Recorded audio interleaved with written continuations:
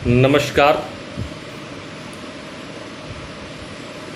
मैं प्रवीण बाबू, सहायक प्राध्यापक भुवन मालती शिक्षा प्रशिक्षण महाविद्यालय मोतिहारी, आप सभी का हार्दिक स्वागत, वंदन और अभिनंदन करता हूँ। उपस्थित हूँ आज मैं बीएड प्रथम वर्ष के प्रशिक्षुओं के लिए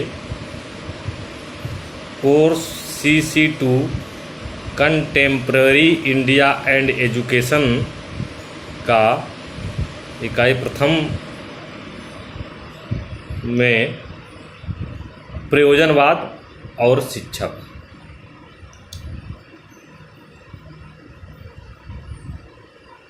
प्रयोजनवादी शिक्षा में बालक को प्रमुख स्थान देते हुए भी अध्यापक के महत्व को कम नहीं मानते। जिस शिक्षा प्रक्रिया को प्रयोजनवादी प्रस्तावित करते हैं उसमें अध्यापक के मार्ग प्रदर्शन के बिना वांछित सफलता प्राप्त नहीं होती। वांछित सफलता प्राप्त होना असंभव है। DB महोदय शिक्षक को मार्गदर्शक के रूप में स्वीकार करते हैं। प्रयोजनवादी छात्रों को जीवन से संबंधित समस्याओं का समाधान ढूंढना पड़ता है। अध्यापक छात्रों की समस्याओं का सुझाव देता है तथा उन समस्याओं का समाधान प्राप्त करने के लिए वह छात्र को प्रेरित करता है। जैसा कि हम आप सभी लोग जानते हैं कि आज हमारे पास पाठ्यक्रम जो भी सिलेबस, विषय वस्तु, पाठ्यक्रम जो कुछ भी है उसके तमाम संसाधन उपलब्ध हैं। वेबसाइट, इंटरनेट, लाइब्रेरी, तमाम स्रोत। परंतु वास्तव में अगर देखा जाए एक शिक्षक द्वारा पठन पाठन से जो प्रभाव पड़ता है वो अन्य माध्यमों का उतना नहीं पड़ता। सहायक सामग्री के रूप में अगर हम शिक्षक के साथ अन्य माध्यमों का अगर हम प्रयोग करते हैं तो निश्चित रूप से वो और प्रभावशाली हो जाता है। इसीलिए प्रयोजनवादी भी अध्यापक के मार्गदर्शन के बिना वांछित सफलता प्राप्त होना असंभव मानते हैं। DB ने शिक्षा में सामाजिक पक्ष पर अधिक बल दिया है अतः अध्यापक एक सक्रिय सदस्य होता है। वे उससे आशा करते हैं कि वो विद्यालयों में सामाजिक पर्यावरण का निर्माण करके बालक में वांछित कुशलता का गुण एवं आदतों का निर्माण कर सकता है। अध्यापक स्वयं सामाजिक पर्यावरण होता है अतः उसे सदैव सजग रहना चाहिए। अध्यापक को छात्रों में स्वतंत्र चिंतन की आदत का निर्माण करना चाहिए। उसको स्वयं समस्याओं का समाधान न करके छात्रों में ही समस्याओं का चयन, उससे संबंधित अध्ययन तथा मूल्यांकन करने की प्रेरणा देनी चाहिए। प्रयोजनवादियों के अनुसार अध्यापक सूचनाएं अथवा अनुभव प्रदान करने के लिए नहीं हैं। प्रयोजनवादियों के अनुसार अध्यापक सूचनाएं एवं अनुभव प्रदान करने के लिए नहीं हैं। अध्यापक का कार्य तो छात्रों को क्रियाओं में लगाकर तथा स्वयं अनुभव अर्जित करने की प्रेरणा देना है। उसको छात्रों के मन पर कोई चीज बलपूर्वक लादनी नहीं चाहिए। छात्रों को अपना विकास करने की स्वतंत्रता प्राप्त होनी चाहिए। कक्षा में अध्यापक को जनतंत्रात्मक दृष्टिकोण रखना चाहिए। अध्यापक को उपदेशक के रूप में न होकर के निरीक्षक के रूप में होना चाहिए। उसको छात्रों का उत्तम पथ प्रदर्शक घनिष्ठ मित्र होना चाहिए। अगले क्रम में हम चलेंगे प्रयोजनवाद तथा विद्यार्थियों के बारे में कैसा सोचते हैं प्रयोजनवादी विचारधारा के लोग।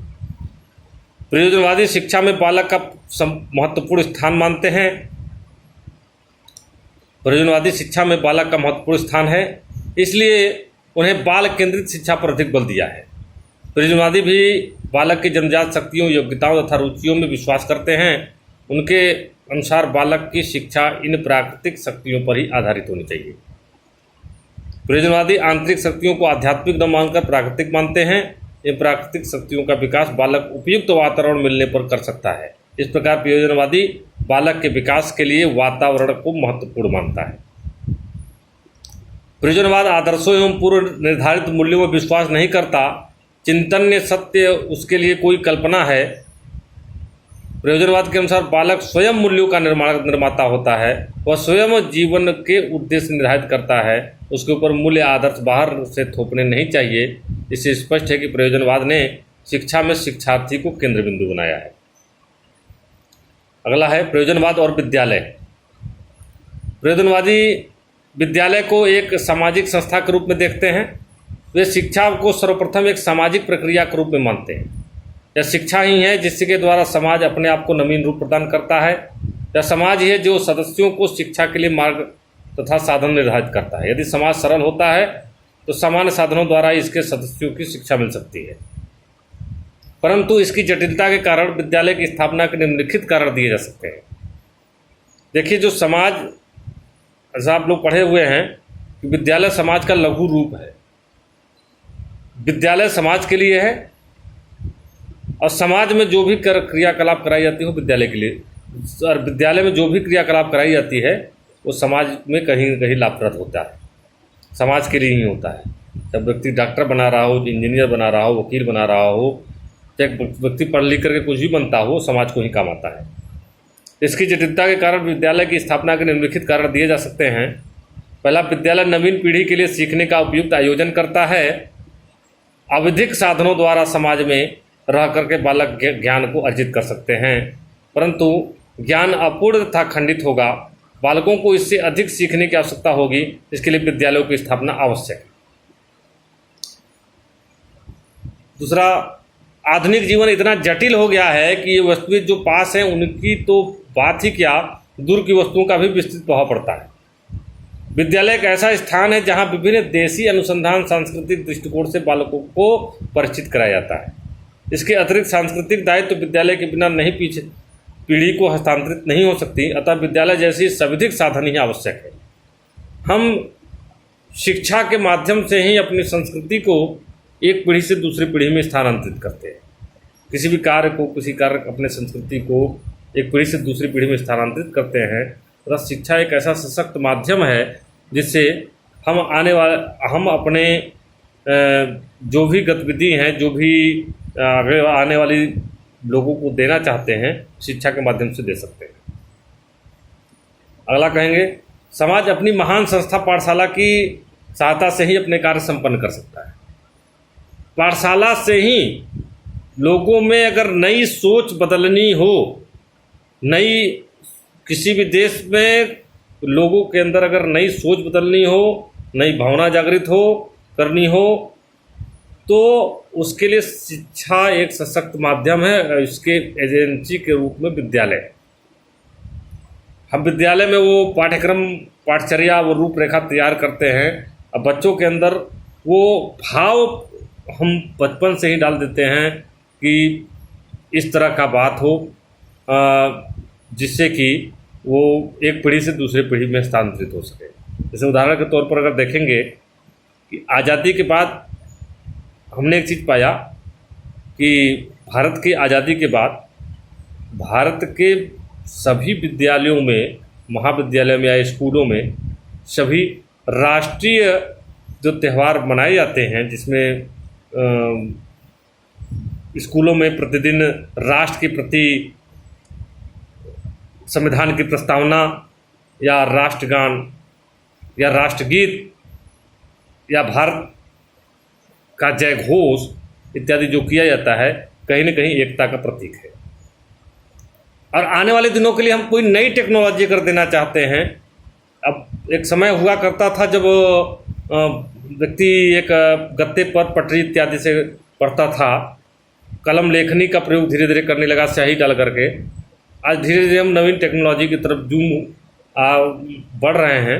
आज यहाँ तक पहुँच गए कि हम आज इस वैश्विक महामारी के समय भी हमारा पठन पाठन कहीं से बाधित नहीं है।